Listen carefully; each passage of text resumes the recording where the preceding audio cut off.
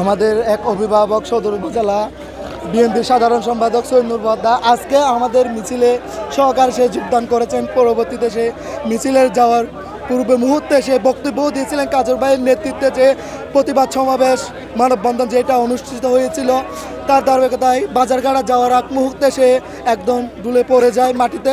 পরবর্তীতে হাসপাতালে নিয়ে আসে যে মৃত্যুবরণ করেন। এরকম নিবেদিত প্রাণ যে আজকে আমাদের কাছে চলে গেছে এটার জন্য আমরা খুব বেশি শোকাহত।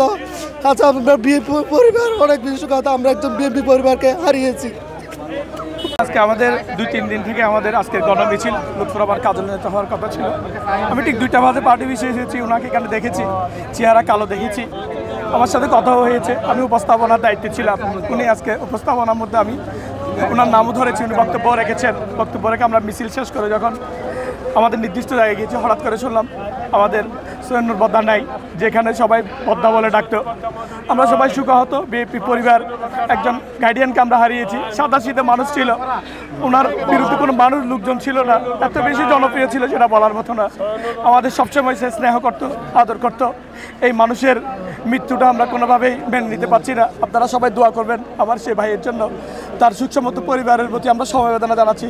এই সুখ ধৈর্য ধরার মতো আল্লাহ যেন তাদের তৌফিক দান করুক, আমিন। বান্ডেল থাকলে প্রতি সেনমানিতে টাকা বাঁচবে।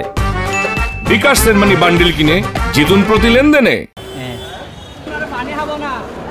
সে তো আমরা তো একসাথেই রাজনীতি করছি এবং আমরা একটা ভাইয়ের মতো ছিলাম, এক পরিবারের মতো ছিলাম এবং তার খুব অবদান আছে এই পার্টিতে, তার অনেক অবদান আছে। এই যে আজকে বিএনপি যে শক্তিশালী সদর এবং পৌরসভায়, এটা তার অনেক অবদান।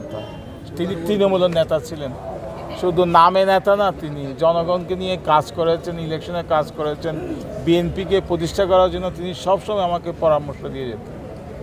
এটাই তার অনেক অবদান তার এই পার্টিতে। আজকে আপনার একটা বড় একটা মিছিল অ্যারেঞ্জমেন্ট করে, মানে এই পর্যায়ে একদম দলীয় একটা প্রোগ্রাম থেকে আপনার একজন নেতা হারিয়ে গেল। না, এটা তো আমার সাথে বক্তৃতাও দিয়েছে মিছিলের পাককালে। তো আমি যখন মিছিল শেষ সময়ে আমি শুনলাম যে সে ইন্তেকাল করেছে, যাওয়ার আগে সে একটা হাতে ব্যানারও নিয়েছে। এরপর সে মৃত্যুর কুলে ঢলে পড়েছে পার্টি অফিস। তাহলে অনেকটা সে হয়তো তার শেষ স্বপ্নটা পূরণ করে হয়তো গেছে। হ্যাঁ হ্যাঁ হ্যাঁ, তার শেষ। এটাই এইরকম নিবেদিত প্রাণ খুব কমই দেখা যায়। এই এত নির্যাতনের পর বিএনপি যে টিকে আছে এইসব নেতাদের কারণে, সৈন্য সৌদাগরের নেতাদের কারণে। তার বিরুদ্ধে অনেক মামলা, 15-20টা মামলা আছে, কখনো ভয় পায় নাই। খুব সাহসী নেতা ছিলেন, খুব সাহসী নেতা ছিলেন। তার শূন্যতা পূরণ করার মতো না। আর কেউ পূরণ করতে পারবে কিনা আমি নিজেও জানি না। তো আমি বলবো যে তার অনুসারী যারা আছেন ধৈর্য ধরেন, সবাই মনকে শক্ত করেন, কারণ সবাই তো মৃত্যুবরণ করতে হবে এবং এটা মেনে নিতে হবে যে আমাদের সকলের এই মৃত্যু অনিবার্য, এটা মেনে নিতে হবে। তো সবাইকে ধৈর্য, তার একটা মৃত্যুর জন্য যাতে আরও মৃত্যু না হয় আর কি, আরও সুখে যাতে আরও কোনো বড় ধরনের অ্যাক্সিডেন্ট না হয়, আমি সবাইকে এইটাই আহ্বান জানাই।